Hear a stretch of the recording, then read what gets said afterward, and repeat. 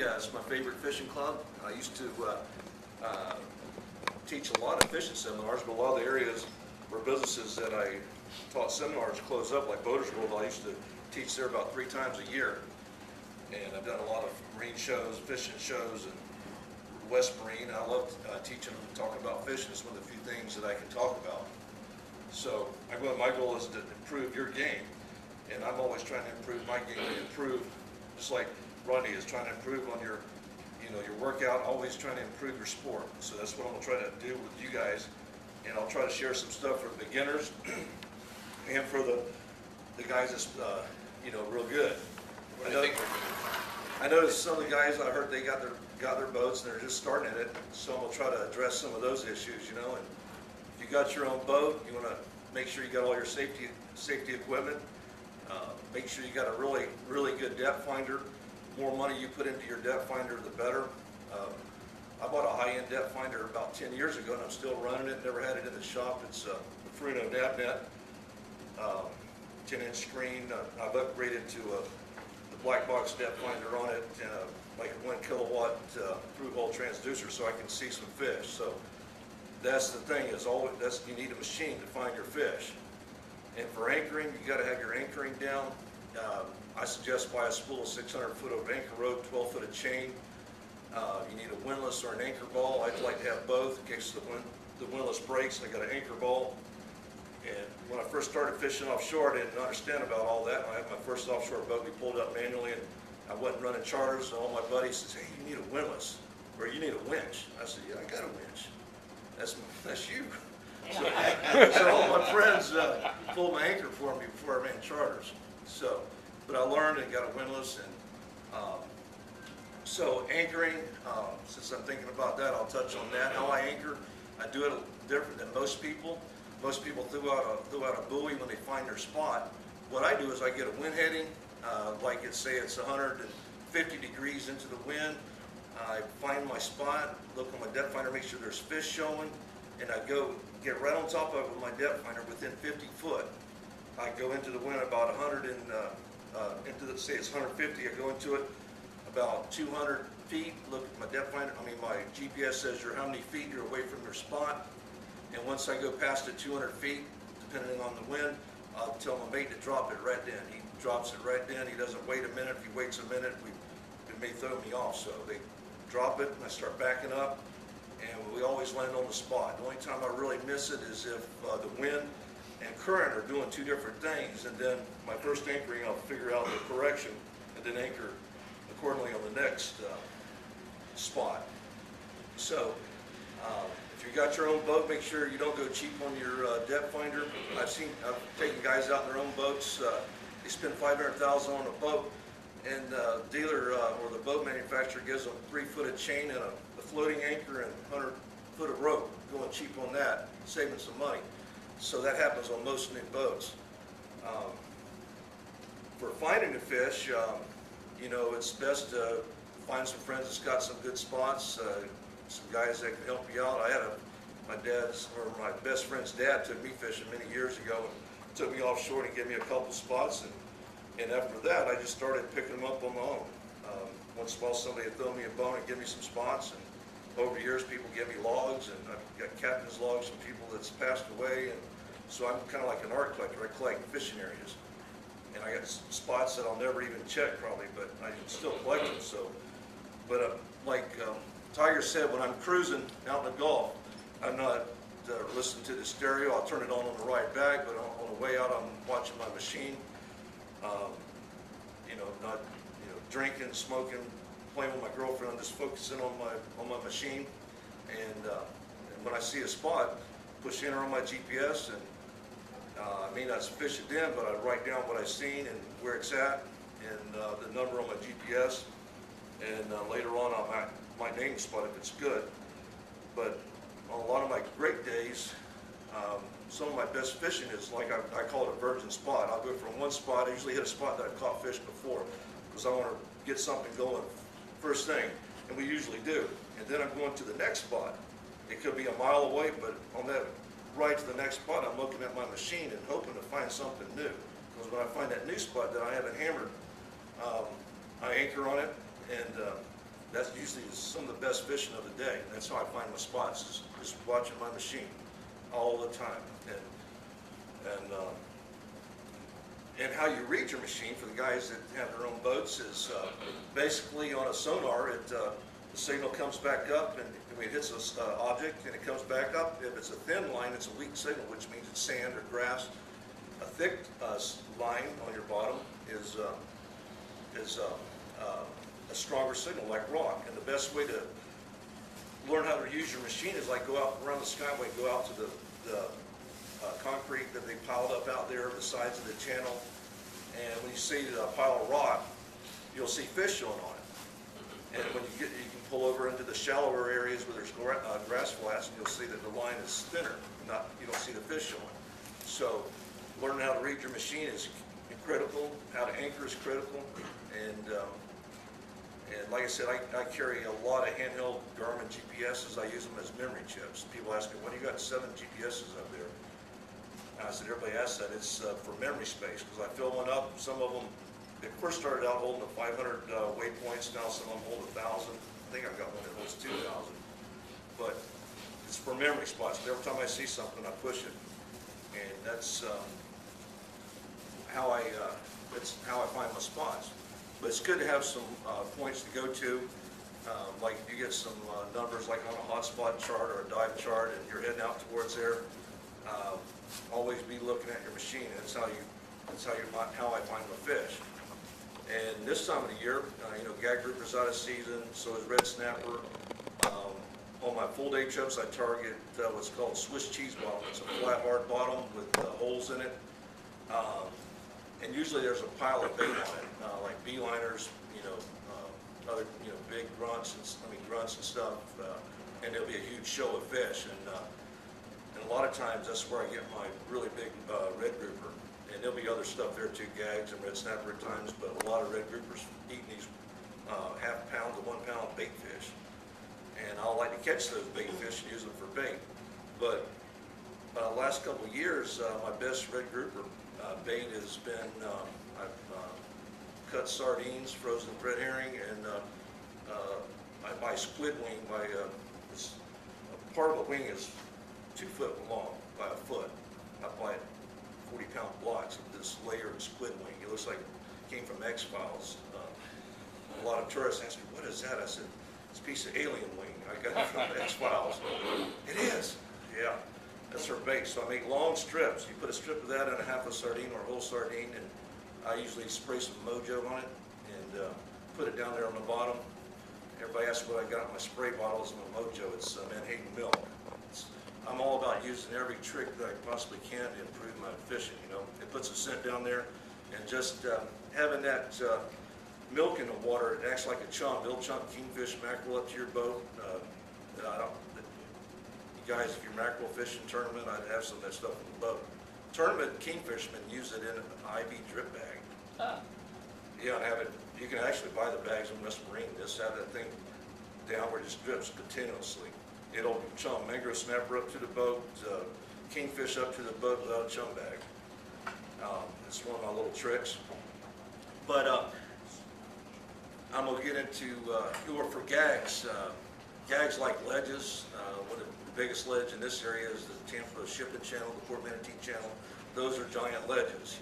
Even though they're 20 feet, they go from 20 foot, 25 foot, 35 foot, and it goes down to 45 foot. That's a giant ledge, and there's lots of gag grouper there all year long. Sometimes of the year they're better than others, especially in the springtime. There's a lot of bait schools through there. There's a lot of gag grouper, and if we got time, I'll talk about trolling that later on. But I've done that before. Caught plenty of gag grouper in Tampa Channel. That's just a giant ledge, but you don't get the red grouper in there. Rarely you hear of someone getting to keep a red grouper inside the bag. I don't think I ever have, but caught a lot of small ones. So my red grouper areas is this time of the year is about 30 miles out, 30 to 40 miles, 105 to 120 feet, maybe 145 feet. The longliners have to stay outside of 120 feet. So if I stay right inside of where they can't fish, that's kind of what I've been doing the last couple of years, but I do go further out. If the fish move further out, I don't have any choices.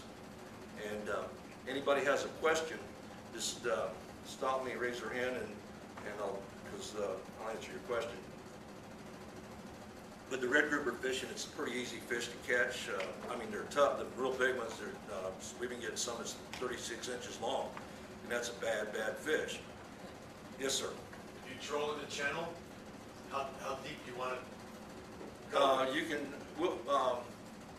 You can troll on top of it about 20 feet, 25 foot. You can use number 2 planer on top with 20 foot of line out, whether like a bomber long egg, a gold one's a good one, or a Clark spoon, or either a 4-ounce jig head and a twister tail, kind of like this.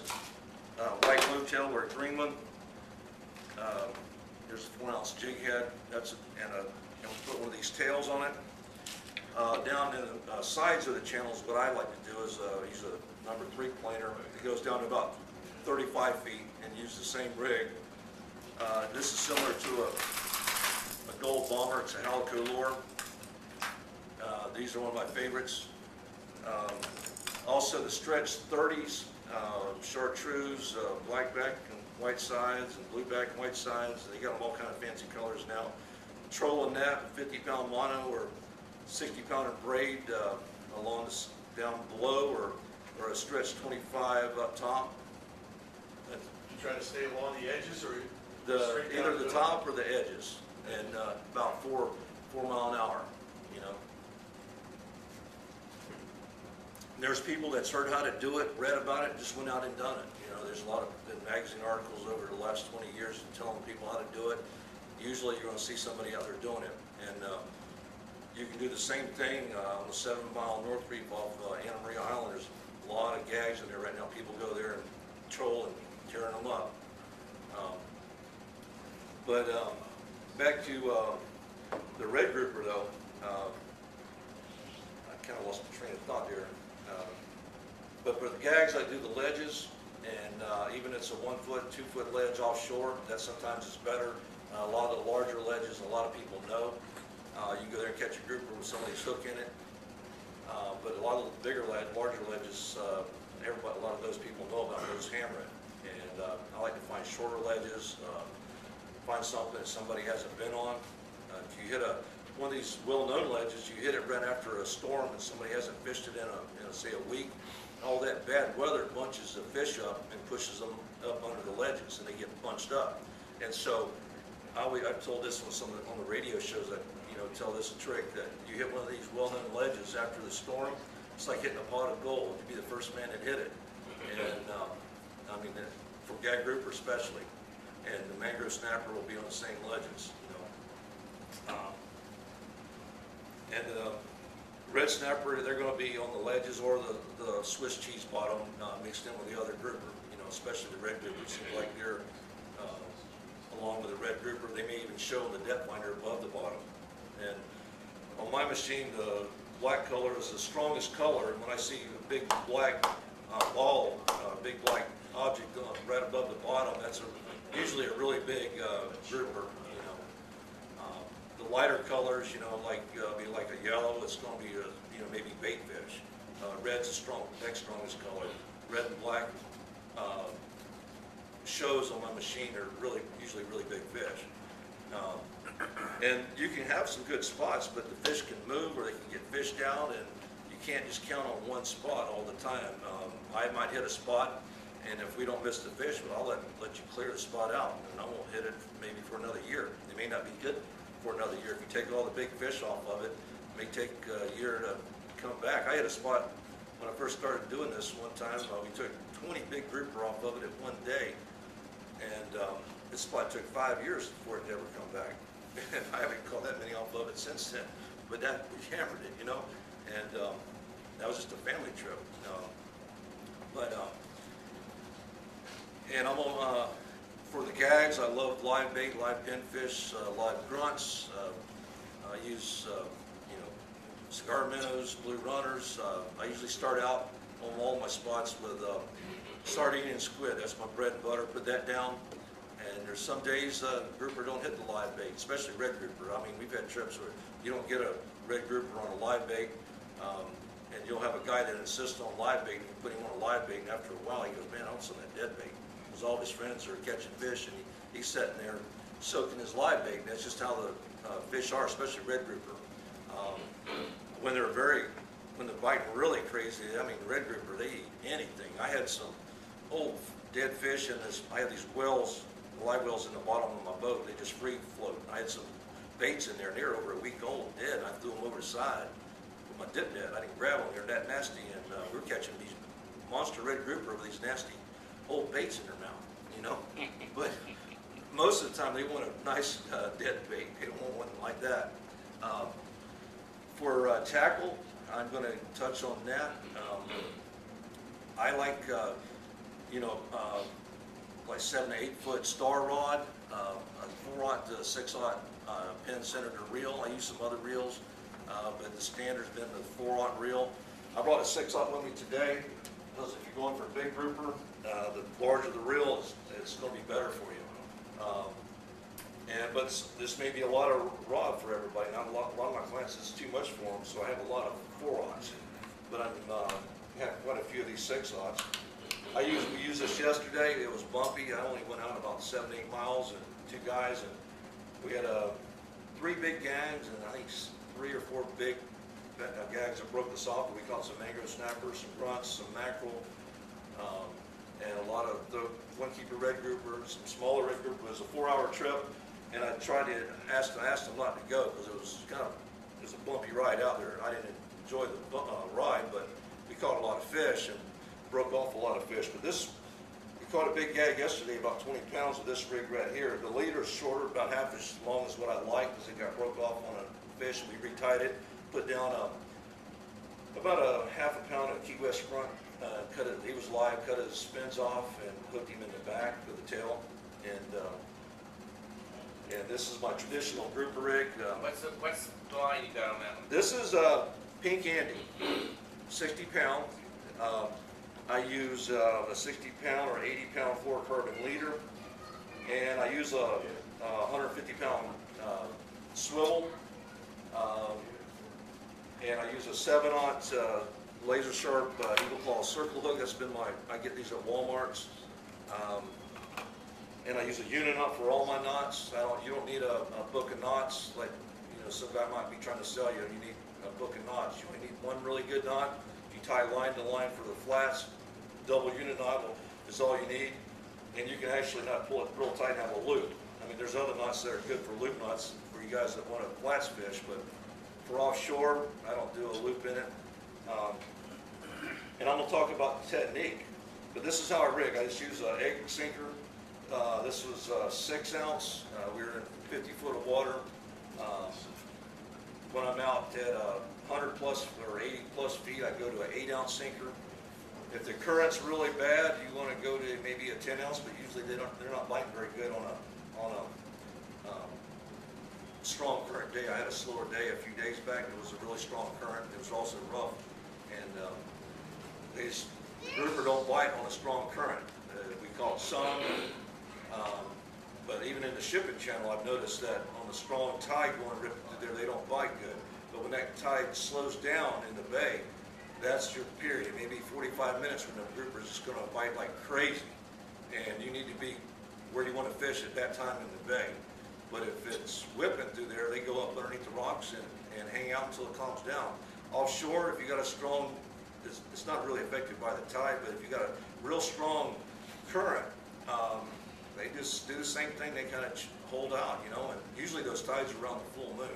And I don't like those strong current days. If I was going to do a personal trip or was going to take somebody that wasn't here on vacation to go offshore, I'd suggest don't go out on a strong current day. And sometimes you don't know until you get out there. But for technique, I'm going to talk about technique, and technique is really critical. You got to, for grouper, most of you guys want to talk about grouper, right? This guy here, he does. So you have to forget all about your flats fishing, your walleye fishing, bass fishing, all that stuff. Don't work on grouper. I've had professional bass pros that come out fishing with me that make a lot of money, and I'm trying to be polite and say, hey, if you bass fish, you're not going to do very good. Your granddaughters will outfish you. Oh, that won't never happen. It happened. They caught 20 It was during gag season. We called 20, they called 20 big gags, you know, girls, they caught most of them, and they had to, after 2 hours of that, they had to stop fishing and lay down because their arms hurt. And it took me about 2 or 3 hours to get the Bass Pro to where he could stop snatching and jigging and, to catch fish. So what I'm talking about, all the commercial grouper is caught, that's in these restaurants, are caught without a hook set, without jigging, without anything. All they do is they come, grab the bait, and swim away. And that's what you want to do. But you have to be ready for when he does that, because if you're not ready, if you're sitting there, like I have a guy sitting here holding his rod with one hand drinking a beer and another hand, I like drinking beer, but on a serious grouper trip, you can't be doing that because he's going to beat your tail. And it happened just recently. I said, you, and he got broke off twice right after he put his beer down. I said, and he still got broke off. But you got to be ready. And I'm gonna touch about what I kind of do. I try to feel. Everybody talks about wanting to think like a fish. I call it fish whispering. I try to feel what the fish is wanting to do down on the bottom. I'm concentrating on. I've cut everything else out of my mind when I'm fishing. I may be thinking about the next area, but other than that, I'm concentrating on what's happening on the bottom. Some of you've seen some of the real animal shows and seen the ones that I was with them. You might notice that I hold my rod upside down because I got issues. So that's how I hold it. I have my forearm right here as a brace, and I put my line down right on the bottom, and I've got my finger on the line. I have to reel backwards, but I grew up using a spinning reel, so I'm got my bait laying on the bottom. I'm not sitting down. You don't want to sit down grouper fishing unless you've got disabilities or something. And I let my arm kind of float up and down as the boat rocks, because if you bang your sinker or you want to jig it like a guy that fishes perch, the sinker's going to bang the rock and it won't hit you. I had a guy, we had a limited catch grouper one day, and we had 2 guys on each side. They caught, with all the small ones, they each caught about 40. One guy in the middle, he caught 3. And I said, hey sir, I think the reason you're not catching is you're jigging. He's doing this here all day. He was a perch guy from up north. Oh, I'm not jigging. All right. Anthony, my mate, he says, hey, he goes, the guy, he's jigging over there, so he's not catching. I said, I mentioned it to him, and he said he's not, so I left him alone, so he caught 3 fish during the day. He was doing this all day long. It just didn't work. And like I tell everybody, your technique is what's going to cause how much meat you get in a box. Most people want a lot of meat, and it's all about technique. I need technique, I need performance. Everybody wants satisfaction from me and me to put them on some fish and put fish in the box, but I got to have some performance. You got to help me out, help me help you, But back to my technique, I'm here, let it lay on the bottom. I'm feeling what's happening down there. If it's a big grouper, if you got your line just where it's touching the bottom, where the sinker's laying on the bottom, you don't want to have a whole bunch of slack out. If you have a bunch of slack out, 6 foot of line before you feel it, he's going to be in the rocks. Because what he does, he comes out of the rocks, grabs your bait, goes back down in the hole, and breaks you off. And you got to stop him. It's full contact sport. We're not playing him. Some people I've taken out, I want to play him. It's funny. I had an old guy. He claimed to be the crankiest guy. I mean, the most stubborn guy he's ever been on my boat. And I said, he's about 85. I said, I agree. I have to agree with you, sir. And he was playing his grouper, man. I just kept retying him. We're busting off, But anyway, I've got my line just touching the bottom. I mean, right on the bottom with just a few inches of slack. So, and a big grouper will come in, especially a gag, you'll feel thump, thump. And all of a sudden, next thing's going to happen. He's hit it with his nose. And the next thing he's going to do to the freight train, he's going to do a smackdown on you like the rock. He's just going to slam you. And that's when that slam happens, that's when you react. You come up into the bend and crank as hard as you can. And most of our really big ones, we help you out. We'll do like wicked tuna. We'll pull line through the guides as we pull down and you crank. But if you drop your rod, if you're a pumper, these pumpers, man, they like to do this stuff all day. Their habit is as soon as they pull up, the grouper's out of the rocks, they lower the rod down to get the slack, you get back in the hole. Now you don't have to worry about it. And the thing about missing a grouper, you miss 1 or 2 big ones. If it's a slow bite, one grouper shuts that whole spot down. You're done. Especially if it's a real big one, he goes down there and makes noises, he grunts, he turns pale. And you blew your spot. You travel 40 miles to go fishing, and you blow your spot because you didn't stop him. And I've done that before. And so everything I share, I've done before, and I've tried it. I've tried this here, jigging and watching my 5-year-old daughter, my 9-year-old nephew, and my ex-wife catch all the big groupers because they're doing nothing but standing here. All of a sudden they're just, whoa, slam. Rods bent up underneath the boat, and I'm help them out. That's a true story after I learned to be doing this here, you know. Get out and fish my kids and my ex-wife from up north, you know. So, and I used to bass fish and snook fish a lot. So I used to, you know, do a lot of different stuff. I still can when I go back if I do that. But anyway, the bass pro or a walleye guy or a perch snorker, he feels a bump. Oh, he'd be doing this all day. And then when the ladies are out fishing and the little kids are hooking up, he's snatching even more. And after a while, you just have to leave him alone and let him snatch and help the people there catching fish. So the technique is critical.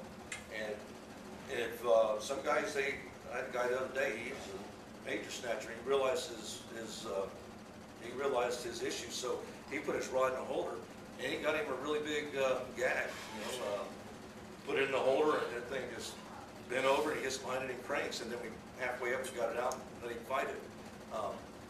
But some guys, they know their limitations, and like Tiger says, the best thing to do is leave your rod in the holder and let the fish hook himself. That's how I catch my kingfish, and all my kingfish is caught pretty much that way unless I'm casting an artificial.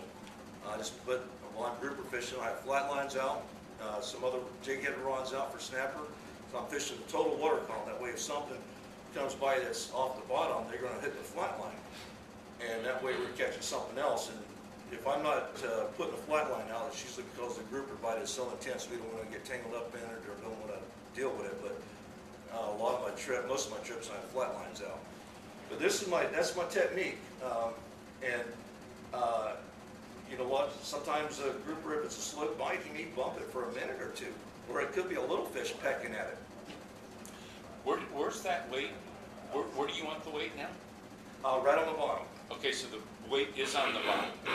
I don't know. Everybody thinks they've been told that you reel it up a couple turns. If you have 10 extra feet of line out, you may have to reel up 5 or 6 turns. But whatever you got to do to have your weight right on the bottom without a bunch of slack out, because a big grouper has 6 foot of slack. He's in the rocks before you even realize it. You check it, you're in the rocks, and then you pull on the line, you feel a fish moving around in the hole. And if you don't feel him when he hits you, you have too much line out. So you let it down slowly and have you need to have your rod about right here and drop it down to about here, and then you'll see just a little bit of slack. That's perfect. If it's too much, it'll keep, with a slip sinker, it'll keep feeding line out, and you don't want to do that. You just have to get the feel of it. That's the whole thing, is trying to feel what's going on the bottom. You know, you're not just dropping it down and hoping something's going to happen. I'm expecting something to happen. And do you have a question, sir? Yes, sir. I cut my teeth on the East Coast, and we did a lot of deep jigging. Now, because you were talking about the up and downs, and that's hard fishing. Well, we're not talking about jigging right now. I do some jigging for amberjack, and Right. once in a while I get a cobia or a blackfin tuna on jigging spoons. And I'll We put, use a lot of just heavy jigs, you know. yeah, but that's when you fish in another area, it's going to be different. They do different stuff on the East Coast. If I went over there fishing, I would ask them how to fish there. I'm going, or if I go into Keys, it's different fishing. Yeah. I've had people tell me, well, you're not going to do that up north. I said, I wouldn't try it up north. I'd ask you how to fish there.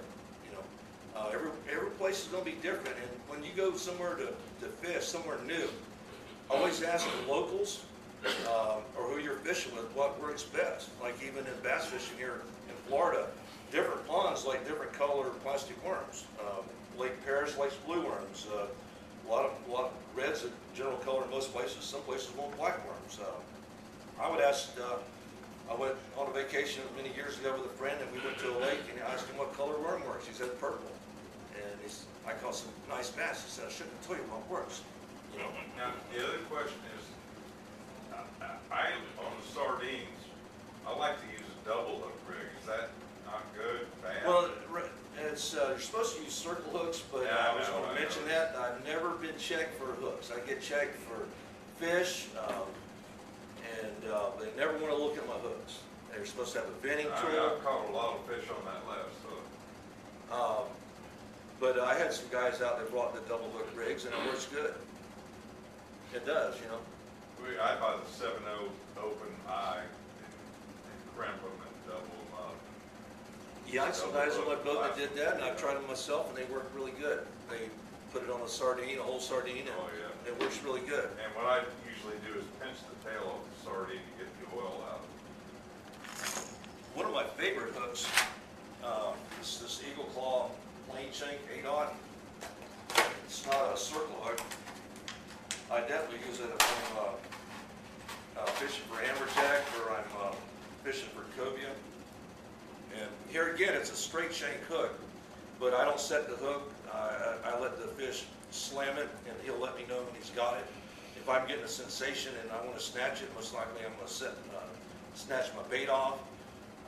I learned snatching didn't work years ago. I went 40 miles out, 145 foot of water when I first started doing this, and I had some monster grouper on. I set the hook as hard as I could, and I can hit him hard. I have him on for 10 seconds, and then the hook comes out. I do it again, drop back down, do it again, and the hook doesn't stick him. Your line stretches so much, and you're not going to stick him. And it's just bait. Best thing to do is just let the fish hook you, and then it's when your rod is bowed up like this, it's self-explanatory. You're hooked up. Now it's time to react. You know, if you get a big fish that comes up to your side of the boat like a cobia, and you got your drag almost locked down, first you want to make sure you loosen your drag. If you got a fish beside the top of the water on the side of the boat, I've had guys which I couldn't get to them in time. They had a lockdown drag. Cobia hits it, 5 foot of line out, snap. 60-pound test like sewing thread. If I get a running fish on this rod here, first thing I do is loosen the drag. I will show you what kind of drag I use for grouper.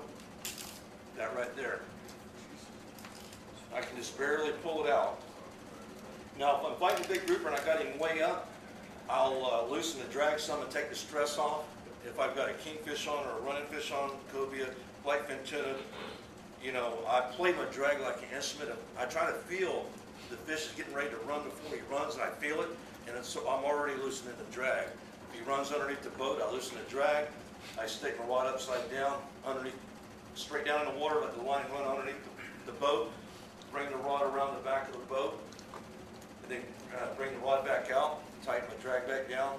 Usually if it's with a client, I hand it back to the client, or sometimes we have to go to the front of the boat, loosen the drag, the lines run down the anchor rope, I can feel it rubbing. I'm trying to have my sense of feel down really good, but I can feel the line if it's hitting the anchor rope. A lot of times we run up with a running fish to the anchor rope, and I'll pull the rod around the anchor rope to get it out. And I'm gonna touch on the kingfish and the running fish here in a minute. But this is my grouper game. And like I said, you have to, all this doesn't make sense for the Bass Pro or the walleye guy or the guy that's really a serious hook setter. And most people I share with them my techniques, they just don't make sense, you know.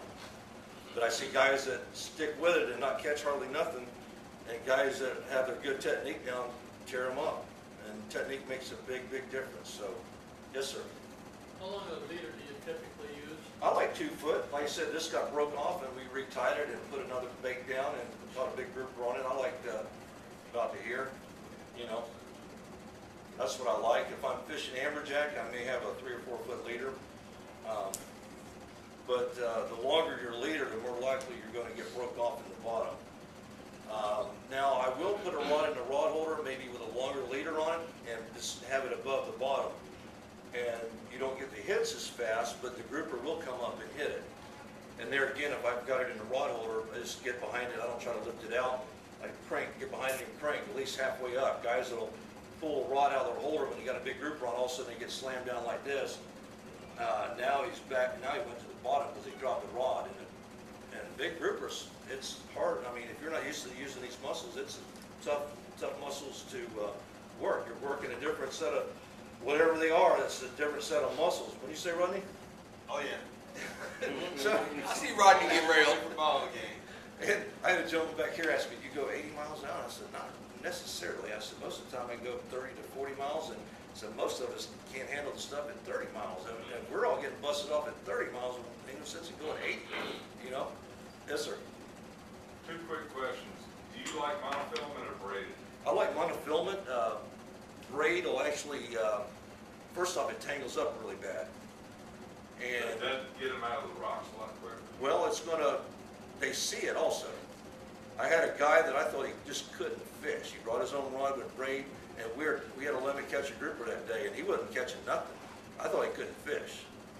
And I finally got him to get off his braided rod, and he took one of mine, and then the next trip out, I had to ask him to stop fishing because he caught more than his limit, and he was catching more fish than everybody else. And here I thought he couldn't fish, but it was his braided line, he seen it. I had a lot of my regulars 10 years ago, everybody go to braid line. It's a craze. Our snapper catch went way, way down. Well, the only reason I ask that is it's just, they won't rock up on you so quick. Well, Because there's no stretch, so. yeah, try it, but if you got I know, I two believe- I guys like in a boat at the max with it, you know, if you got a bunch of guys, we get tangled bad enough with 6 guys with monofilament. Now, the last question is, if you get rocked up, I've always heard to twang the line. You can do that, or you can Or let just let it go. you can let him go slack, and he'll come out of the lot. Sometimes he'll come out of the Yeah, hole, and then he'll he'll take go off. out. He'll take off again. Red grouper, a lot of times you can pull them out by hand because they're not in they're on a flatter bottom, and it's not as jagged, it's not as undercut, you know. Red grouper I can get out a lot easier than I can to gags. Gags, they may be on a ledge that maybe go way undercut, and they may go way up under there, you know. I've had them come out of holes, give them slack, they run to another hole, then run to another hole, then we can get them, and sometimes we don't. I had a gag yesterday that he hit I'm gonna touch on this mangrove snapper technique. We were catching mangrove snappers with a jig head, and I used braided line for that because it sinks just perfect. I used 25-pound braid, about a 4-foot length of 30-pound mono tied without a swivel, and a jig head with shrimp or a live shiner or shrimp's my favorite, or a chunk of sardines. We had 3 gags hit him yesterday, and one of them, he was so big he couldn't get in the hole, and he ran like a kingfish. And so we're just holding, we thought it was a kingfish, and he ran a long ways out, and until he stopped and went in the hole. So that wasn't a kingfish, that was a big gag. And, that's not the only thing I use braided for. If I was gonna fish for snook around docks, I would use 60-pound braid, because it'll wrap around the pylon and don't break. But I have done my own studies. I've even done a permit, put a rod out with a crab with a braid, with a mono leader, another rod out with a rod holder with 25-pound pink candy without a leader, and one with a fluorocarbon leader, and the one without a leader got the most hits over the one with the fluorocarbon leader, and the braid never got hit on the permit with crabs. I did my own research on that. Same day, permit, catching more than one permit, catch a bunch of them. But this is my jig head I put out. I use a double unit knot here. This is probably 25-pound Power Pro. I just cast it out, put it in the rod holder, bends over, you got your fish. You got a longer leader on that one though. Well, this doesn't even have, this is the only weight it's got. What it does, it just sinks down very slowly. And it's not designed to bottom fish. It's more of the snapper have been coming up where you can see them. And After you get them like chummed up or something like that. we've been chumming them up. In the last 3 weeks, I've been chumming them up where you can see them. I had a 2 little girls out with their dad and another guy out last week. These are nice 2 or 3 pound mangroves up where you can see them. Every time they come up to the surface, the girls would scream, and then they go back down. But we caught a bunch of them, and then they wanted to get some. I asked them, they slowed down, and then I said, "You want to get something big?" So we went to a wreck and got some amberjack and barracuda for them. But we had some grouper too. But this is designed not to be bottom fishing, but this is what we had the big gag on yesterday. I had 3 rods like this out. I had just 2 guys fishing. I had flat line out, like it was cigar minnows and sardines for kingfish and mackerel. I had 3 of these out like this for mangoes. We're catching mangoes on these, and we're chumming. But we had 3 good gags hit on, but it's hard to stop. It's hard to stop a big gag on this right here, though. But one ran a long ways out.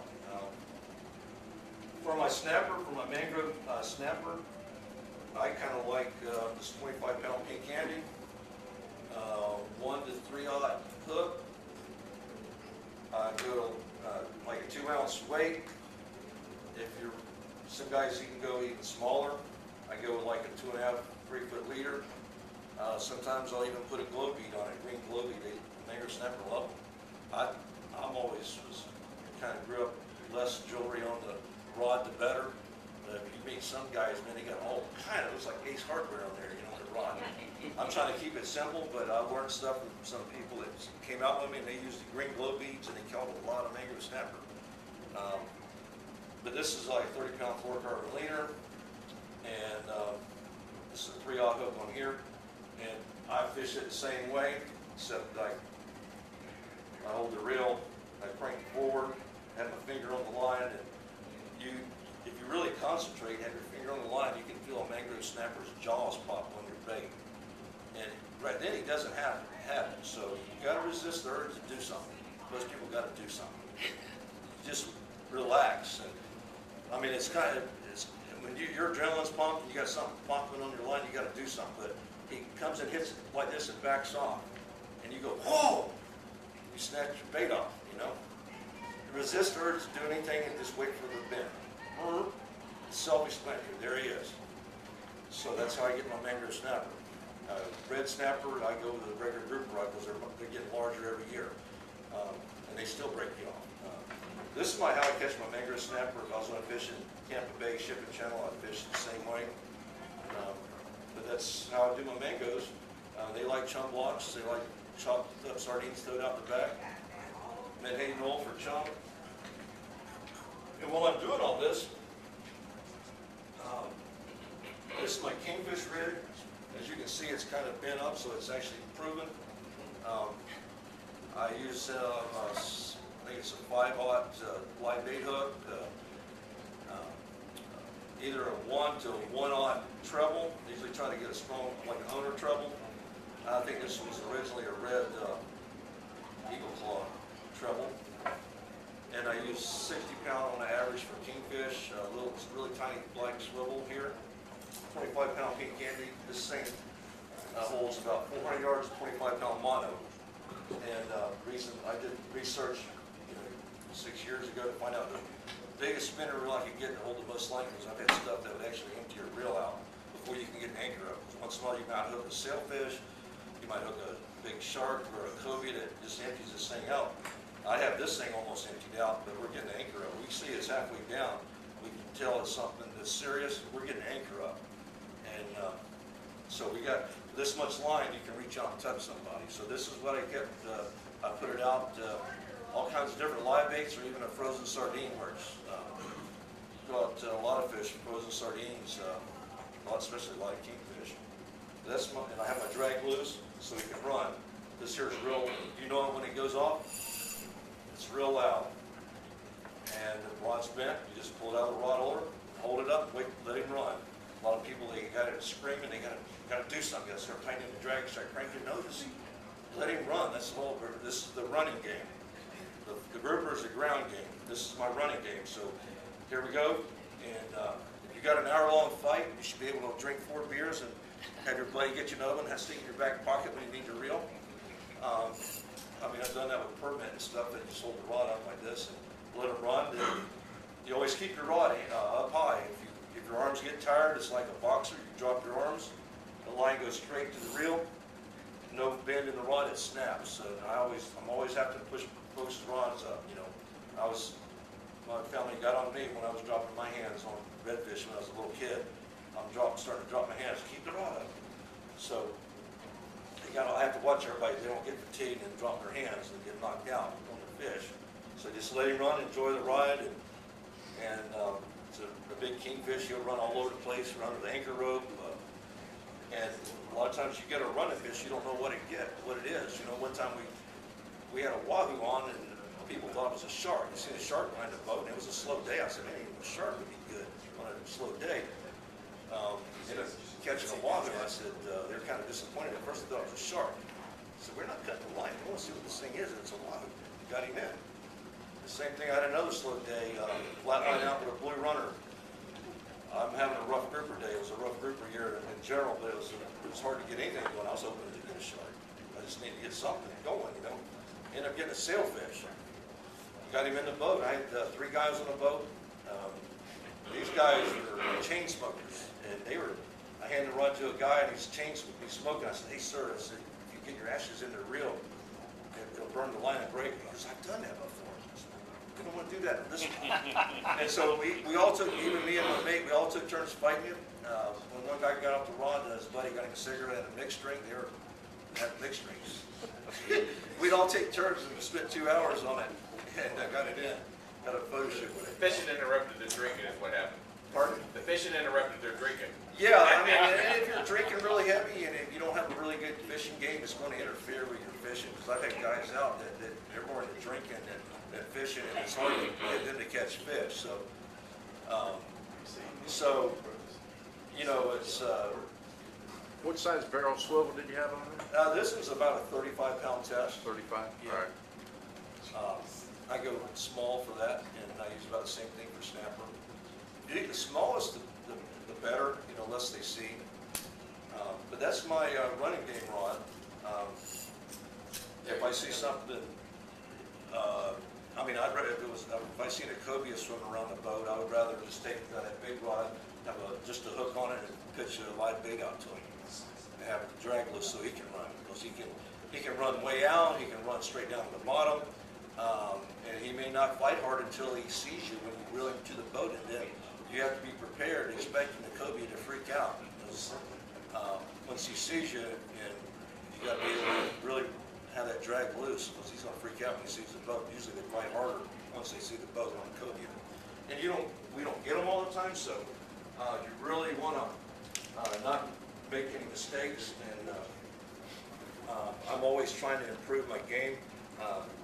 But back to the running game, you have to flow with the fish. You got a running fish on, he goes up underneath the boat, dip this rod, loosen the drag, stick it underneath the boat, let it run out the other side, bring the rod back to the back of the boat, do the same thing to the front. And generally most running fish are going to go up underneath the boat sometime if he's big. But if you just stand there and hold your rod, he's going to eventually hit the line on the boat. Some sport fishermen, they like to sit in a chair and they have a guy, the captain keeps the boat away from the fish, you know, and he's always moving the boat around. I try to do that. If we get a big fish on that runs, I'll, get the anchor up and I'll be motoring and doing that, but eventually he's going to get close to the boat. I see these guys on TV with a shark tournament, and a guy hold the rod, let his line hit the boat, and he blamed it on the captain for not keeping the boat away from the line. I blame it on the guy not reacting to the fish and just standing there holding it like this, So I'm always want to make sure don't miss any fish. Guys that reel up too high. Had a 20, 30-pound red grouper come up to the top, had 3 foot of line out, so there's not much give in it. It broke off, and I had a different. It wasn't Rodney, but Anthony. I had a guy filled in for me for about a month and a half in December, and this wade's not there no more. He lost 2 big fish, and as Anthony would say, that's a fireable offense. He didn't stop the guy from reeling up high, so red grouper only had this much line. That bigger grouper, it broke off. My mate that I've got now is he's a firefighter, the same schedule I have. He works 1 day on and 2 days off, just like me. That's what my other job. He didn't have that happen, but the guy did reel up high, but it just came off the hook, and the grouper's on the water. He jumped straight down like this. So I've got pretty good reflexes. I just grab his legs and get back on the grouper. So, but you always want to make sure you don't reel your fish up to your tip, because you can lose your big fish like that. Yes, sir. Larry, back to bottom fishing. If you're on some real sticky bottom, do you ever run your lead right up to the hook? Generally, when I do that is when we get broke off a lot, and we can't just keep tying leaders. I like a leader, but we do get a lot of nice fish with the knocker rigs. Because generally, I try to fish with leaders, but when we get 20 breakoffs in a day, we may go, especially the light rods when we're fishing closer in. I go to knocker rigs and we get some nice fish with them. But I like the leader preferably, but the knocker rig does work. But generally when I go to that, it's when we're just losing too many fish, too many break-offs, and you gotta understand, I take folks out that don't fish, or don't, a lot of families with kids or elderly, and they don't react when a big fish hits them, and all of a sudden they're popped off, and you can't be tying, you can't keep up tying leaders, so we go to knocker rig, and we keep catching fish. I have had days when I was doing personal trips and I went to a knocker rig and it seemed like I caught less than the other guys. So, kind of quit using it personally, but I have that application, it does work. Mangrove snappers like it, but some guys, that's their favorite way to fish. Any more questions? You fish the pipeline? I do, but not much, because it's, I leave out of Lone Boat Pass, and it's further north for me. I have all the mitigation reefs and all that rock piles and stuff, but I've been there, but it's, I have to tack on so many extra miles, see, instead of if you're leaving from Eggplant Key. So that's why I don't go down to the pipeline. But I fished it before and did good on it. I like fishing there, it's just, it's costing me more fuel to go, and so as long as I'm catching fish south, that's the main thing. It's good though. Where do we stand now with our red snapper season, and did something change with red grouper? Red grouper is open all year, 4 per person. Red snapper, I believe it opens June the 1st to the 11th, Okay. 11-day season. And that's, there again, that's too much government control. I heard, somebody told me that they cut the red grouper limit down to 3. No, it's 4. Okay. If you look in the regs, it's 4 per person all year long, and you can have a scamp mixed in with it, or scamp. Gags open July the 1st, it goes through maybe December the 3rd. I'll double check on that, but they change them all the time, so you have to stay up on the rules all the time. They change up right in the middle of the season too. Yeah, so. Every time you go, look on the website before you go out. Is it possible that they can stretch that red snapper season? They're not or going is that a done to. They deal? fought like hell to sit there because originally it was supposed to be for the full month, because last year they gave us an extra 14 days on it. 40 days, right? And this year they sat there and they cut it more than half.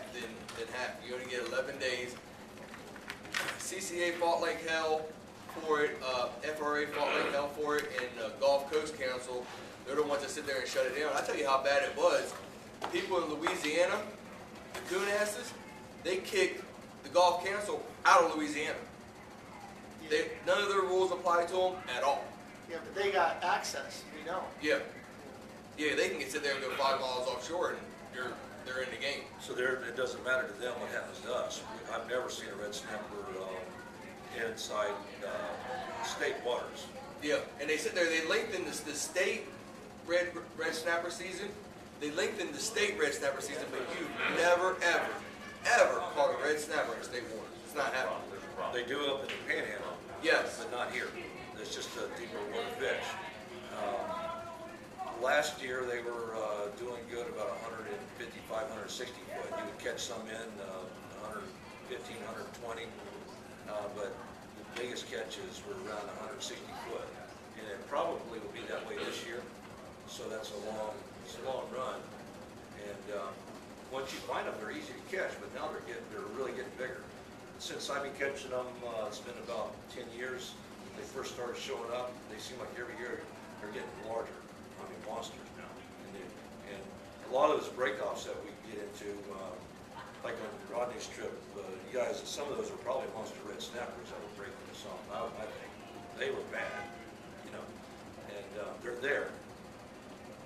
But yeah, that's one thing I've always thought is that the governors appoint the Marine, the NOAA Fisheries Commission. If we could really, if the people really put the pressure on the governor, especially during election time, we just get rid of all these people making the rules and fire them. Like Donald Trump says, you're fired, fire them. Well, we're not going to vote for you. just like they did with the net ban. We had so much public support for that, they got it through. People really rallied about it. We could probably change it. And get rid of the people messing up the fishing. You know, I'm all about conservation and everything, but there's 11-day season. That's craziness. That's like no season. Well, Like, Glenn Taylor told me the best. People book him out starting in December and November for American Red season. Now he's lost more than 15 days of fishing because from the 12th until the 1st of July, there's nothing except mangoes and American or red grouper. He said the farmers can get money from the government if their crops die. We can't get any money if we end up losing trips because they shorten our season. even the gill netters, Not enough voters, that's why. back in Yeah. '94, they got kickbacks from the government to turn in their own nets, and the other money for disenfranchisement because of the laws. We should be able to do that too. I mean, for me, I stay busy anyway. I'm gonna have people that's gonna wanna fish for something else. So I have a lot of vacationers that come down at certain times. It doesn't matter what's in season, even if you gotta go back, they wanna fish. So, but a lot of the guys that have more regular people that are Floridians, they're gonna pick their days on when to go, which I don't blame them. But I have so many tourists and vacationers that I take out along with the locals, then I'll stay busy anyway. But but I'd rather have a longer season myself. You know, like yesterday, catch and release guys treating them like game fish. They just wanted to fish. They're on vacation 2 days here. So I even tried to talk them out of not going because it was bumpy. But it's the only day they could fish. And even though we took pictures of big grouper, we released them. They still had meat, you know, but they still wanted to fish. But there's some guys that really took a big hit because all their guys were locals and meat hunters. And when you even start cutting the grouper years back, when you cut it down to 2 or they go out of season, it was sometimes that all grouper were out of season. And a lot of guys, man, were really, that takes a big hit out of them, you know, especially if all your guys are local meat hunters, they're not gonna go. You know? So I agree with that. We should get, the government should, you know, do something, compensation, you know. But, you know, back to the fishing, I try to feel, I really want to reiterate that, I try to feel what the fish are doing down there. Most people want to react to some kind of biting on their line, you know, it could be, I try to feel if it's a big fish bumping it, or a little fish, you can feel something down there pecking away, that's probably a beeline or a grunt or something, just wait, leave it alone.